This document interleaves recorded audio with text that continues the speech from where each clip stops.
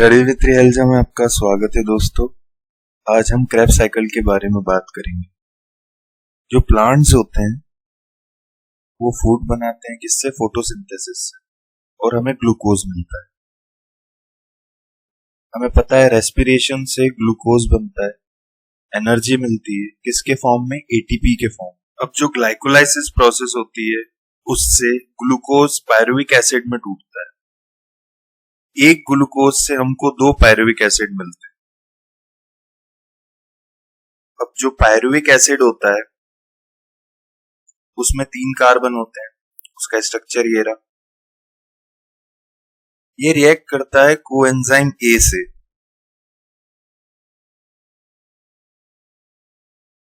और हमें मिलता है एसिटाइल कोएंजाइम ए। यहाँ पे पायरुवेट डिहाइड्रोजिनेज एंजाइम होती है। ये डिहाइड्रोजिनेज एंजाइम जो है पायरुविक एसिड के इस H को निकाल देती है और वातावरण में मौजूद NAD+ इस H को लेके NADH बना लेता है। उसको जरूरत होती है एक और H की, जो देता है कोएंजाइम ए। अब बचा क्या यहाँ पे? कोएंजाइम ए और सल्फर। यहां से CO2 निकल गई, हमने CO2 निकाल दी। अब जो ये ग्रुप है ये एसिटाइल ग्रुप है, यहाँ पे बचा। जैसे कि मीथेन होता है उसमें से एक H निकाल दो तो वो मिथाइल बन जाता है, वैसे ही एसिटिक एसिड में से OH निकाल दो तो वो एसिटाइल बन जाता है। अब ये जो है स्ट्रक्चर ये यहाँ पे जुड़ जाता है इसके साथ, तो हमें मिलता है एसिटाइल कोएंजाइम ए। ये 2 कार्बन की होती है। अब ये जाती है क्रेब्स साइकिल में। यहां से जो साइक्लिक प्रोसेस है वो चालू होती है। एसिटाइल कोएंजाइम ए जिसके पास 2 कार्बन है वो यहाँ पे रिएक्ट करती है ऑक्सैलो एसिटिक एसिड के साथ, जो कि 4 कार्बन वाला मॉलिक्यूल। उसका स्ट्रक्चर ये रहा।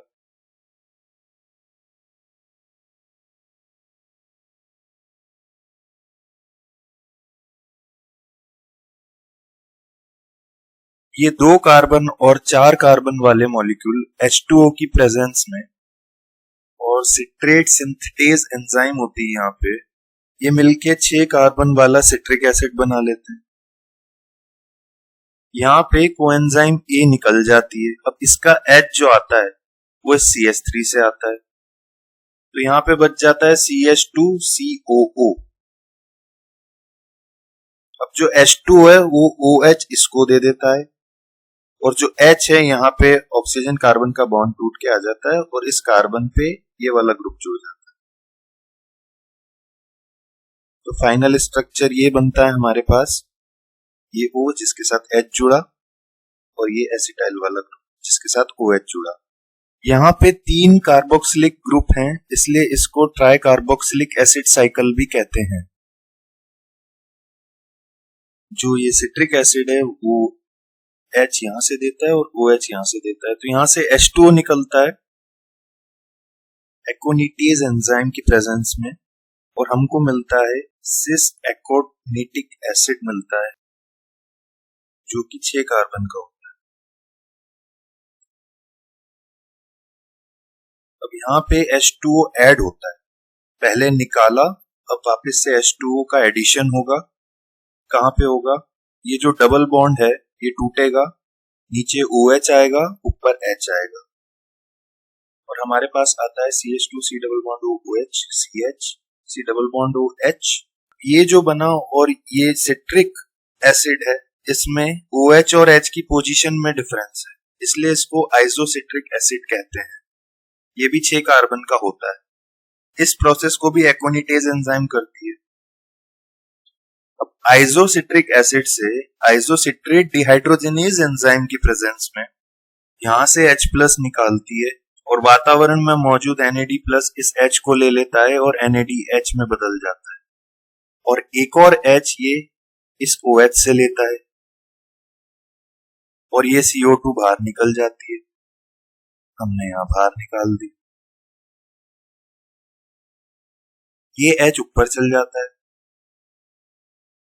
तो हमारे पास जो स्ट्रक्चर बनता है, ये जो बना ये अल्फा कीटोग्लूटेरिक एसिड है। अब क्योंकि CO2 निकला है इसलिए 5 कार्बन का होगा।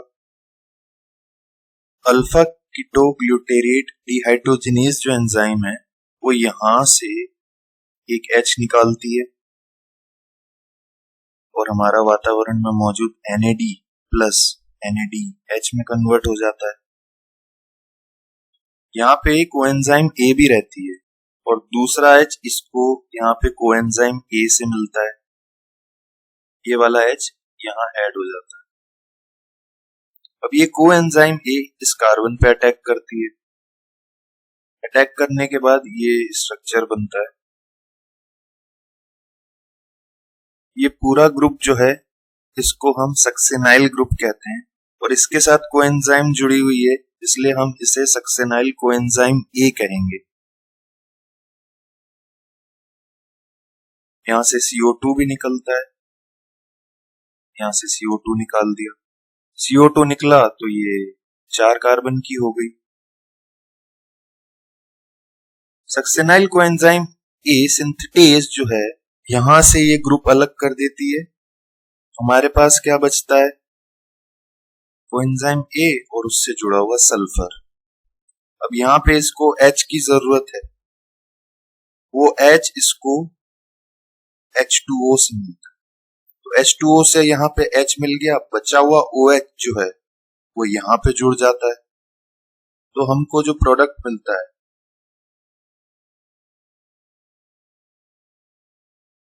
उसे हम सक्सेनिक एसिड कहते हैं। और यहाँ पे एक GDP से इनऑर्गेनिक फॉस्फेट जुड़ के GTP बनाती है। अब ये जो एंजाइम है ये फिर से डिहाइड्रोजिनेज है तो H निकलेगा, एक यहां से एक यहां से। वातावरण में मौजूद FADH2 में बन जाता है, एक यहां से और एक यहां से, तो 2 H निकले तो मतलब एक डबल बॉन्ड आएगा, इसको हम कहते हैं फ्यूमेरिक एसिड। ये भी 4 कार्बन का होता है। अब जो फ्यूमेरेस एंजाइम होती है वो H2O को इस फ्यूमेरिक एसिड से जोड़ती है, ये बॉन्ड तोड़ के, OH यहां जोड़ा H यहां जोड़ा, हमें उसके बाद फिर कुछ ऐसा स्ट्रक्चर मिलता है, इसे हम मैलिक एसिड कहते हैं, ये भी 4 कार्बन का होता है। अब जो फाइनल स्टेप है उसमें मैलिक एसिड ऑक्जेलो एसिटिक एसिड में बनता है। मैलेट डिहाइड्रोजिनेज जो एंजाइम है ये यहां से H निकालेगी और वातावरण में मौजूद NAD प्लस NADH में बन जाएगा और एक H यहां से निकलेगा और हमें ऑक्जेलो एसिटिक एसिड मिलेगा। अब ये O है, ये COOH है, ये O है COOH, वैसे CH2COOH CH2COH। अब कितने NADH2 बने वो देख लेते हैं। ये पायरुविक एसिड लिया था हमने, कोएंजाइम A के साथ जुड़ के ये एसिटाइल कोएंजाइम A बनाता है। यहाँ पे एक NADH2 मिला और CO2 रिलीज हुआ। दूसरा, जब अल्फा कीटोग्लूटेरिक एसिड बनता है तो दूसरा NADH2 वहां मिला और एक CO2 रिलीज हुआ। तीसरा, जब सक्सेनाइल कोएंजाइम A बनता है, अब सक्सेनाइल कोएंजाइम A से जब सक्सेनिक एसिड बनता है वहां पे GTP मिलता है